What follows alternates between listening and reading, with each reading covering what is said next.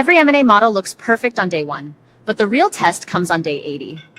Every M&A deal begins with a promise: cost savings, cross-selling, and margin expansion. The math always looks flawless. PowerPoint slides are filled with charts showing $50 million in synergies, 10% cost reduction, shared services efficiencies. But 6 months later, by day 180, spreadsheets meet reality. ERP systems don't talk to each other. 2 HR databases cause payroll delays. And leadership teams operate in silos. The problem? Not the math, but the operationalization of that math. A deal doesn't fail because the synergy model was wrong. It fails because the model never made it into motion. Notice how confidence drops not because the synergy potential disappears, but because tracking, alignment, and ownership fall apart. Every MA model looks perfect on day one, but the real test comes on day 180. Synergy math isn't a single number. It's a stack of assumptions that must survive 3 layers. First, the model layer, the banker's version. Projected numbers, valuation assumptions, and future multiples. Ignore it, and you risk overestimation and inflated expectations. Second, the operational layer, how teams actually deliver. Ignore it, and you get execution mismatch, plans that look good but don't land. Third, the integration layer, culture, systems, and timing. Ignore it, and delays, duplication, and morale issues follow. Model risk. Execution gap. Integration drag. Great strategy aligns all 3, because profit lives in the overlap. Would you like a carousel overlay or 50% version next? In theory, $50 million in synergy sounds clear. But if procurement savings require system integration that won't complete until month 8, those savings don't exist on day 180. The goal isn't to simplify the math, it's to connect the model to the muscle. Real synergy happens when each layer answers who does what, when, and how. Behind every synergy number lies 3 hidden layers: model, operations, and integration. On day 0, synergies are projections. By day 180, they must be measurable, traceable, and owned. For tracking perspectives, financial view, breakdown by function, procurement, SG&A, sales, supply chain. Operational view, assign execution plans, owners, and milestones. System view, prioritize integration of ERP, CRM, HR platforms. Behavioral view, measure adoption, % of employees using unified systems or shared workflows.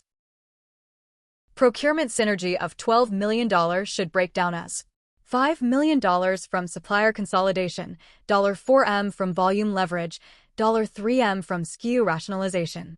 Each has a named owner, timeline, and KPI. This visualization makes it clear the math only lives if the execution is measurable. What you don't track, you lose, and what you don't assign, you delay. By day 180, the honeymoon is over, and real integration begins. At this point, teams face integration fatigue. ERP migrations are late. CRM systems still run in parallel. Revenue uplift is lower than expected because sales teams still sell under 2 brands. This is where synergy resilience comes into play. Resilient synergy means modeled with execution bandwidth in mind, sequenced with realistic timing, measured with live variance dashboards. Resilient plans don't assume perfection, they anticipate disruption. The difference between 60% and 80% realized synergy can define whether a deal is value accretive or value destructive.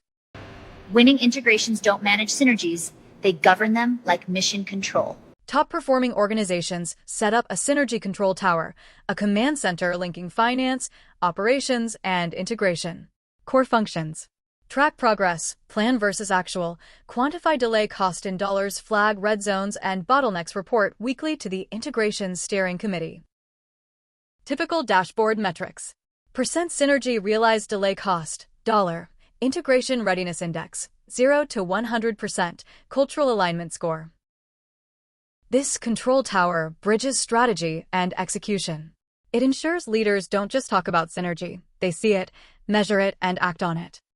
Even perfect math can collapse if the people behind it burn out. Integration fatigue is real. Leaders juggle BU operations while running post-merger projects. Teams drown in reporting, meetings, and conflicting priorities. Prevention strategy. Rotate integration roles every 90 days. Celebrate small milestones. Automate routine updates through dashboards. Animation. 2 lines: energy and clarity. Energy drops over time, but when clarity increases, energy rises again. Here's the formula that separates promised value from proven value. Success on day 180 can be defined by 4 disciplines. Great strategy doesn't live in slides, it lives in execution. Here are 4 anchors that turn plans into profit. Validated assumptions. Test them with operators first. Don't roll out savings until they're proven in action. Data discipline. Use monthly dashboards with real metrics. No more guesswork, just consolidated SG&A clarity. Integration readiness. Unify systems and KPIs by day 90. That's how performance stays aligned across teams. Governance rhythm. Weekly and monthly reviews. So risks escalate in real time, not after the damage. Assumption testing. Data discipline. Integration readiness. Governance rhythm.